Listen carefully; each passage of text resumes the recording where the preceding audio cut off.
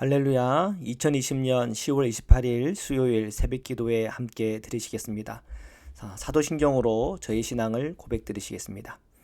전능하사 천지를 만드신 하나님 아버지를 내가 믿사오며 그 외아들 우리 주 예수 그리스도를 믿사오니 이는 성령으로 잉태하사 동정녀 마리아에게 나시고 본디오 빌라도에게 고난을 받으사 십자가에 못 박혀 죽으시고 장사한 지 사흘 만에 죽은 자 가운데서 다시 살아나시며 하늘에 오르사 전능하신 하나님 우편에 앉아 계시다가 저리로서 산자와 죽은 자를 심판하러 오시리라.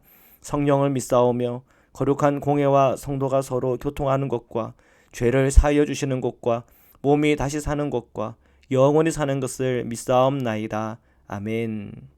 찬송가 401장입니다. 다 함께 찬양 드리시겠습니다.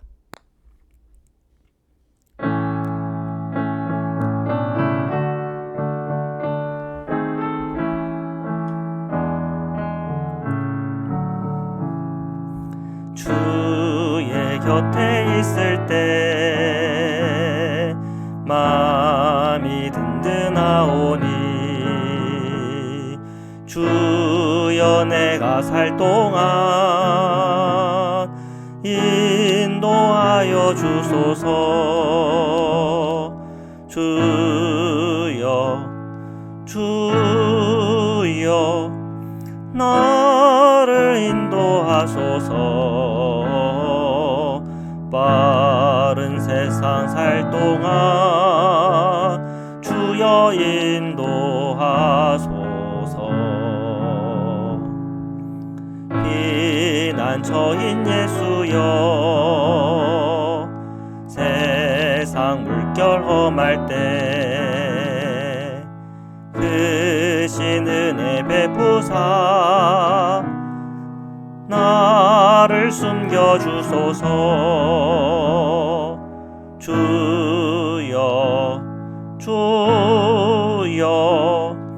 나를 인도하소서. 빠른 세상 살 동안 주여 인도하소서. 세상 풍파 지난 후 영화로운 나라와 눈물 없는 곳으로 들어가게 하소서. 주여 나를 인도하소서. 빠른 세상 살 동안 주여 인도하소서.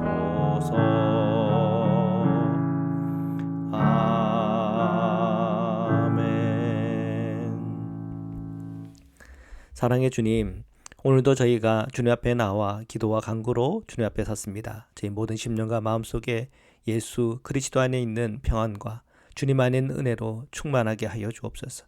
오늘도 영의 눈을 열고 살아가게 하시고 이 세상에 이 땅 안에 보이는 것만 보고 살아가는 것이 아니라 보이지 않으나 역사하고 저희와 함께 동행하시는 하나님을 바라보며 나갈 수 있도록 저희들을 축복하여 주옵소서. 오늘도 주님 말씀 앞에 설 때 그 말씀 한 구절 한 구절 속에 주님의 마음을 헤아려 주님의 뜻을 행하며 성령과 함께 동행하는 은혜와 복을 저희가 다 누리도록 축복하여 주옵소서. 거룩하신 예수 그리스도의 이름으로 기도드립니다. 아멘.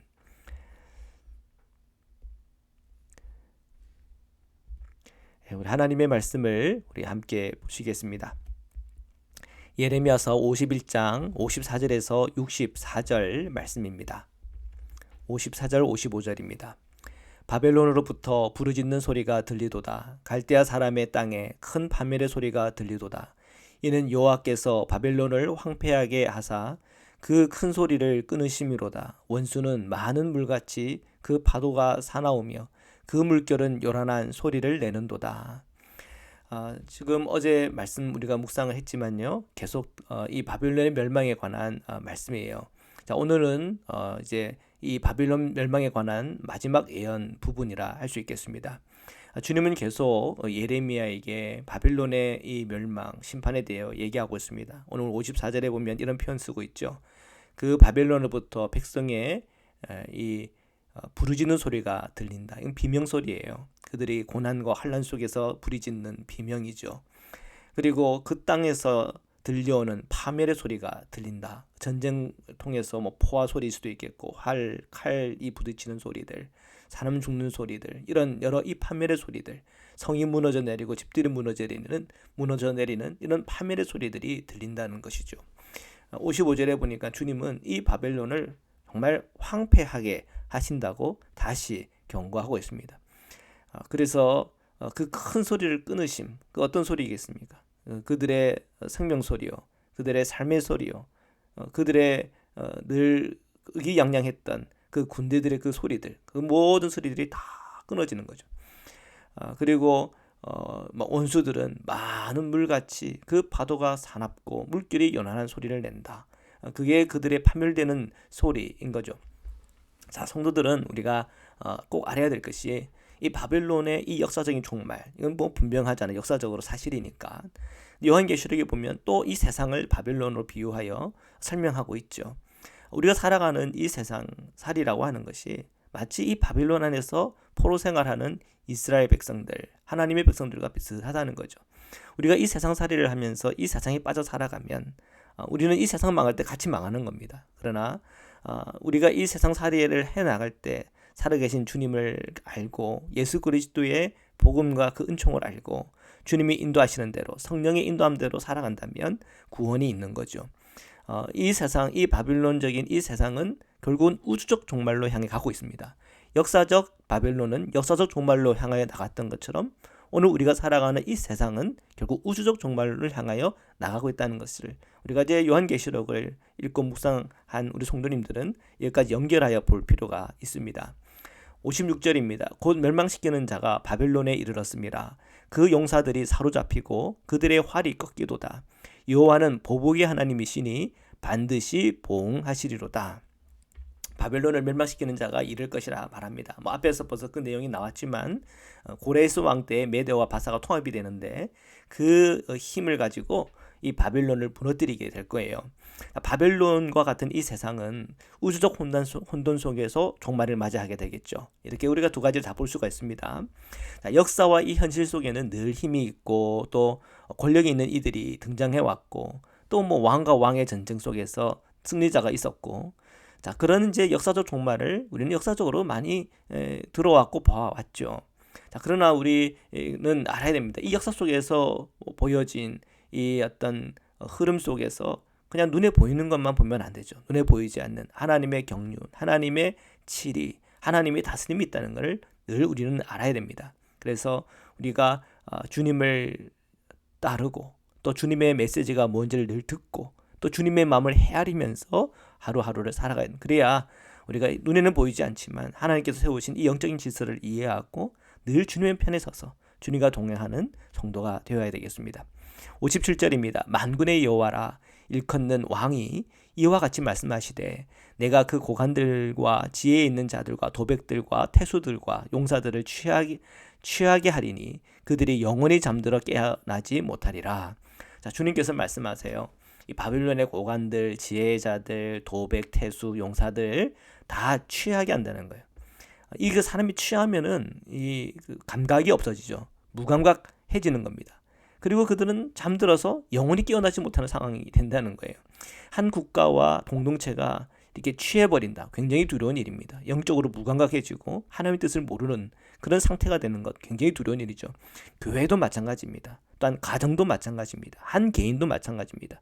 취하는 일은 늘 두려운 일입니다. 이거는 뭐 진짜 뭐 술에 취하는 사람도 있고 뭐 소위 말하는 약에 취하는 사람도 있고 뭐 여러 가지 뭐 중독에 빠져가지고 뭐 눈에 보이지 않는 눈에 뭐 아무것도 못 보고 살아가는 그 습관과 잘못된 삶의 방식으로 통해서 망가질 거를 전혀 예측하지 못하고 단지 그 중독에서 주는 쾌락에만 쫓아가다가 망하는 사람들 많죠.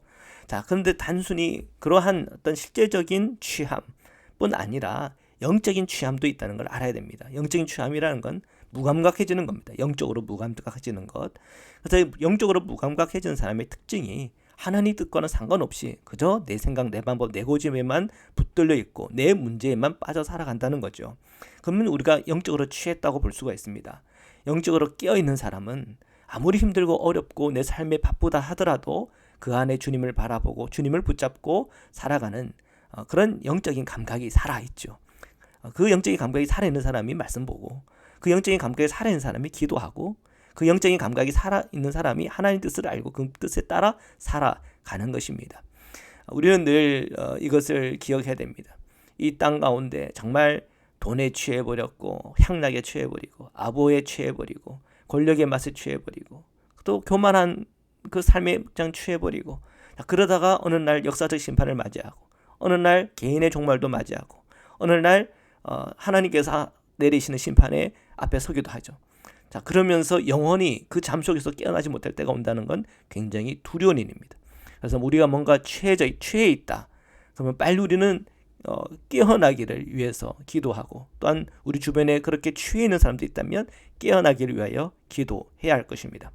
58절입니다. 만군의 여호와께서 이와 같이 말씀하시니라.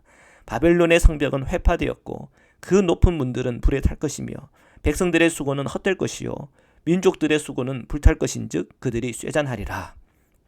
주님의 말씀이에요. 바벨론의 성벽은 다 회파될 것이다.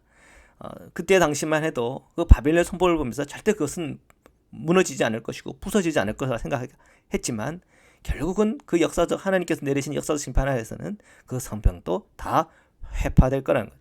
높은 문들이 불에 탄다고 그랬어요. 그때 당시 사람들이 저렇게 견고하게 지은, 또한 최고의 기술력으로 지은 저 문들이 불에 탈 일이 있을까 상상도 못했던 일이지만 하나님께서 뜻하시고 명하시면 이 모든 일들이 일어나는 것이죠.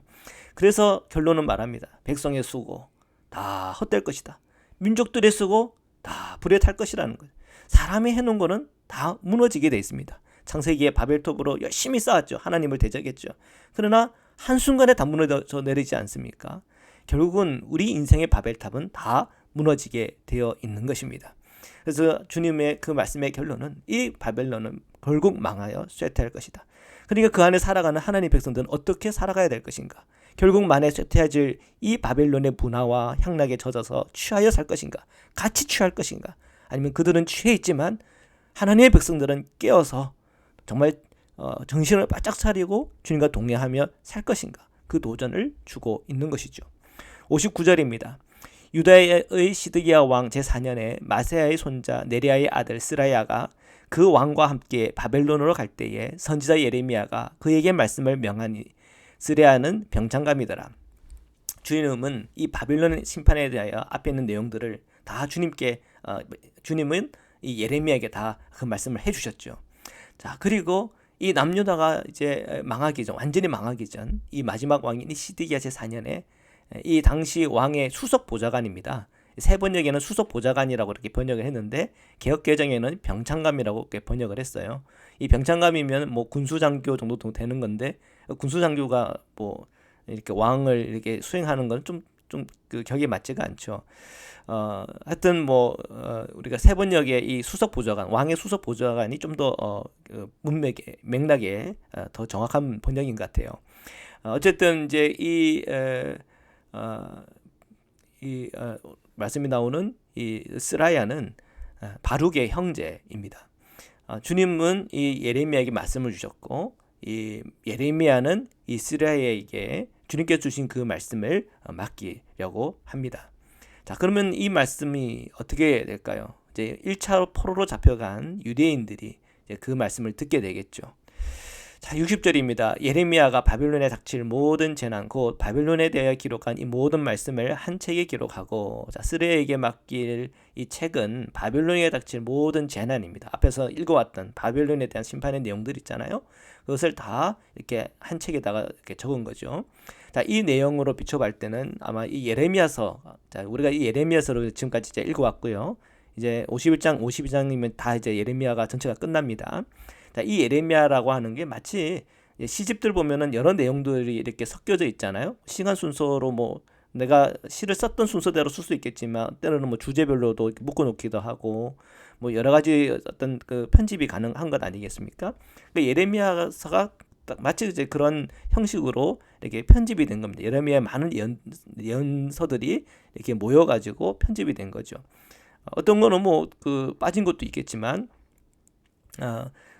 그 내용들이 이렇게 여러 많은 이제 버전들을 다 이렇게 묶어놨기 때문에 시간적 순서가 이렇게 뒤바뀔 때가 있습니다. 그래서 이제 이 왕은 분명히 이제 이 왕 다음엔 다른 왕, 그 다음에 왕이 나와야 되는데 그 전 왕이 그 전 왕 때에 예언했던 내용들이 나오고 뭐 이런 식으로 또 앞에서 했던 내용과 비슷한 내용들이 또 반복되어 나오기도 하고, 자 그런 게 이제 이 예레미야 예언서들을 하나하나 다 이렇게 묶다 보니까 이렇게 됐고, 또 이제 예레미야에 관련된 에피소드들 그런 것들이 또 이렇게 또 기록되어 있는 부분도 있고, 자 그런 이제 그 특징이 있습니다. 그래서 이제 그런 특징들을 우리가 이해할 때 이런 내용들을 보면은 이제 유추가 되겠죠. 자 예레미야가 바벨론에 닥친 모든 재난에 관련돼서 기록한 말씀을 한 책에 기록했다. 그죠? 그러니까 이것 오늘 우리가 읽었던 이 바빌론에 대한 예언의 말씀만 해도 한 책이 된 겁니다. 자 계속해서 이제 보겠습니다. 61절 62절입니다. 스라야에게 말하기를 너는 바벨론에 이르거든 삼가 이 모든 말씀을 읽고 말하기를 여호와여 주께서 이곳에 대하여 말씀하시기를 이 땅을 멸하여 사람이나 짐승이 거기에 살지 못하게 하고 영원한 폐허가 되리라 하셨나이다 하라 하니라. 스라야는 이 바벨론에 관한 이 예언의 말씀, 심판에 관련된 말씀이겠죠. 이것을 이제 1차 포로로 잡혀온 이 유대인들 중심으로 유대인들이 이제 이 예언서를 듣고 또 읽었을 겁니다. 자 그리고 그들에게 그곳에서 정착하면서 농사도 짓고 시주장가도 보내고 그 땅에서 번영하라 하는 메시지도 있었죠. 예레미야가 그 말씀을 전하잖아요. 예레미야의 메시지는 이제 우리가 이제 예레미야를 읽으면서 확실한 게 뭐냐면 결국 이 유대는 하나님의 뜻을 저버렸고 우상숭배하고 하나님의 뜻을 분별하지도 못하고, 하나님은 애굽 의지하지 말라는데 애굽 의지하고, 그죠? 그리고 바벨론에게 항복하는 게 하나님 뜻이라고 그러는데 끝까지 자기의 힘으로 어떻게 하든 이 바벨론에게는 지지 않으려고, 그들의 속국으로 되지 않으려고 이제 그런 반 바벨론 정책을 자꾸 썼단 말이죠. 근데 예레미야는 그것이 하나님의 뜻이 아니라고 늘 경고했죠. 그리고 이제 포로로 잡혀가는 게 주님의 뜻이었기 때문에 포로로 잡혀간 사람들에게는 그곳에서 정착하라, 농사도 짓고 시주장가도 보내고 그곳에서 잘 이렇게 너희들 살면 하나님께서 또 번영하게 해줄 거다, 그런 약속의 말씀도 전했죠. 자 그러나 그럼에도 불구하고 이제 이 바벨론의 이 운명은 어떻게 되나? 이 바벨론은 결국은 망한다. 결국은 그들도 우상숭배하고 또 그들의 하나님의 백성들을 수치당하게 만들고 하나님의 성전을 허물고 했던 그 죄값에 대해서는 분명히 그 죄값이 있다는 거죠. 물론 70년 후가 되겠지만, 자 그런 이 구체적인 예언의 말씀을 이 이스라엘을 통해서 전달하는 것이죠. 자 이런 예언의 말씀을 그들이 받을 때 어떤 마음 자세를 가져야 되는 겁니까? 내가 지금 보고 있는 이 바벨론에서 내가 살아가고 있지만, 또 여기서 농사 지으면서 시주장가 보내면서 이 땅에서 그냥 살아가고 있지만, 이 바벨론의 문명과 문화와 우상 숭배하는 그 모든 일에 내가 동조하지 않고, 또한 그 문화에 내가 동화되지 않고 그 땅에서 하나님을 섬기고 말씀을 따르고 말씀을 배우고 저 예루살렘을 향하여 하나님께 예배하고 하는 그런 진정한 하나님의 백성으로서 일어나야 함을 그들이 알게 되겠죠. 왜? 결국은 내가 지금 눈에 보이는 이 바벨론, 결국은 하나님의 심판의 때가 오면 다 무너지기 때문에. 그래서 이 포로 생활하는 유대인들이 또 분별하면서 살아야 되겠구나 하는 그런 경각심을 주는 예언서이겠죠. 이러한 분위기는 그대로 오늘 우리 성도들에게도 적용이 되는 겁니다. 오늘 우리가 살아가는 세상이 요한계시록에 의하면 바빌론이잖아요. 바빌론과 같은 세상이 이 땅, 우리가 살아가는 세상 아닙니까? 이 세상은 결국 우주적 종말로 향하고 있다는 걸 기억해야 돼요. 뭐 요즘 뭐 보니까는 우리 지금 이 지구촌에 일어나는 여러 재앙과 또 인간의 탐심이 만들어낸 이 기후의 재앙들, 이런 부분들에 대해서 많은 이 미래학자들이 경고하고 이런 이제 에너지도 좀 친환경적 에너지로 바꿔야 되고 뭐 그런 주장들을 막 한단 말이죠. 그런데 우리 인간의 탐심과 탐욕이 그 모든 경고의 메시지를 귀에 잘 담아 들을까 하는 생각도 듭니다. 그만큼 우리 인간의 탐욕이라고 하는 것, 이기심이라고 하는 것, 이것은 너무 강하죠. 그리고 남은 죽더라도 나는 꼭 살아야 된다고 하는 그런 의식도 상당히 본능적인 것입니다. 결국은 모든 인류가 우주적 종말을 향하여 나가는 것에 있어서 그것을 막을 길은 없어 보입니다. 이건 굉장히 절망적인 사실은 내용이겠죠. 그렇기 때문에 우리 그리스도인들은 이런 상황 형편 속에서 더 깨어서 이 세상을 분별하고 더 깨어서 우리 죄에 대해서 처리할 것에 대한 고민을 해야 되죠. 정말 주님의 뜻이 무엇인지, 또한 죄에 대해서 책망하시는 성령의 음성을 들을 때 내 이기적인 욕구들은 버리고 정말 주님의 뜻을 쫓아 행하는 참된 그리스도인의 모습이 보여야 될 것입니다. 그것은 단순히 어떤 하나님의 그 말씀에 대한 순종뿐 아니라 오늘 이 땅 가운데 우리 그리스도인이 봉사해야 될 부분들이 무엇인지도 봐야 되겠죠. 환경 쓰레기, 우리 그리스도인도 동참해서 줄여야 되겠죠. 조금 불편해 하더라도 좀 불편하더라도 어떻게 하면 내 이웃들에게 더 하나님의 사랑과 은총을 나눌 수 있는 것에 대해서 늘 고민해야 할 것입니다. 자, 63절 64절입니다. 너는 이 책 읽기를 다 한 후에 책에 돌을 매어 유브라데 강 속에 던지며 말하기를 바벨론이 나의 재난 때문에 이같이 몰락하여 다시 일어서지 못하리니 그들이 피폐하리라 하니라. 예레미야의 말이 이에 끝나니라. 자, 스라야는 이 바벨론 심판에 대한 예언의 서를 다 읽으면 이 책에다가 돌을 메어서 유브라데 강 속에 던지라고 이렇게 말씀합니다. 그러면서 선포라는 거죠. 바벨론이 나의 재난 때문에 이같이 몰락하여 다시 일어서지 못하리니 그들이 피폐하리라 이렇게 외치라고 하는 거예요. 강 속에 왜 이 예언서를 던지라고 이렇게 명하는 걸까요? 뭐 증거인멸하는 겁니까? 아니겠죠. 이렇게 지금 기록이 된 거 보면은 이렇게 기록물이 남아 있는 거 보면은 아마 그 책이 이 스라야에게만 준 게 아니라 그 사본을 아마 또 예레미야가 갖고 있든지 아니면 그 어떤 사람이 갖고 있었기 때문에 이 기록이 남아 있는 거지. 뭐 설마 뭐 그 물에서 다시 뭐 누가 빠져서 들어가서 그 책을 찾아와가지고 이 기록이 남은 건 아니겠죠. 그러면 왜 이 주님께서 이 책을 다 읽기를 마친 후에 돌에 메어서 유브라데 강 속에 던지라고 그랬을까? 그것은 한 가지 상징적인 의미가 있는 겁니다. 주워 담을 수 없는 예언이라는 거죠. 그 물에 빠지면 그 주워낸들 그 뭐 흔적이나 남아 있겠습니까? 찾을 수도 없겠죠. 그러니까 주워 담을 수가 없다는 얘기예요. 하나님의 이 예언은 반드시 일어날 것이다 하는 것을 상징적으로 표현하는 겁니다. 오늘 이 예언의 이 말씀이 반드시 일어난다라고 할 때 그 포로 생활을 하는 유대인들이 이 메시지를 들을 때 어떤 생각 가질까요? 이 바벨론에서 내가 살아가지만 오랫동안 살아갈 수 있겠지만 내가 이 문화와 동화되거나 이곳의 우상숭배와 함께 합해서 하나님을 버리고 우상숭배에 빠져 있다 보면 바벨론이 망하는 그날이 있을 텐데 그때 나도 함께 망하는 거구나. 자, 그 의식만 있다 하더라도 이런 정말 의식만 있다 하더라도 내 마음의 자세가 달라지고 신앙의 삶이 또한 신앙의 태도가 달라지겠죠. 자, 마찬가지입니다. 오늘 우리가 요한계시록을 저희들이 다 묵상도 하고 또 그 말씀으로 강해도 함께 들었지만 오늘 우리가 살아가는 이 세상은 마치 바벨론과 같아서 이 하나님의 백성이고 우리가 주님 안에서 구원받은 주님의 백성으로 살아가고 있지만 오늘 우리의 마음과 생각이 이 세상살이에 그냥 빠져가지고 동화되어가지고 정말 중요한 살아계신 주님 바라보지 못하고 에녹처럼 주님과 늘 동행하지 못하고 이 세상살이에 바빠서 주님 잃어버리고 나 또한 그냥 내 생각 내 방법 내 고집만 옳다고 생각하고 그냥 쭉 가다가 취하여서 영원히 잠들지 않도록 우리 성도들은 늘 깨어서 기도하고 말씀 가운데 서고 오늘도 주님의 뜻이 무엇인지를 헤아리며 하루하루 살아가는 은혜와 복이 있길 주님의 이름으로 축원합니다. 말씀으로 기도드리시겠습니다. 살아계신 하나님, 오늘도 하나님의 은혜와 사랑을 찬양하고 또 예배합니다. 하나님의 그 사랑 은총이 우리 모든 성도님들의 심령과 마음에 울림이 있게 하시고 늘 주님과 함께 동행하는 은총이 있게 하여 주옵소서. 이 세상 살이하는 속에서 저희들이 항상 분별하게 하시고 늘 주님의 뜻을 헤아려 살아갈 수 있도록 축복하여 주옵소서. 코로나 19로 인한 위기 어려움들이 우리 삶에 있으나 우리가 이러한 위기 어려움 속에서 두려움에만 빠져 있지 않고 우리가 분별하는 중에 지혜롭게 행하며 난 분별하는 중에 주님의 뜻이 무엇인지 헤아려 그 뜻을 행하는 그리스도인들 다 될 수 있도록 축복하여 주옵소서. 마음이 힘들고 어려운 분들 있습니까?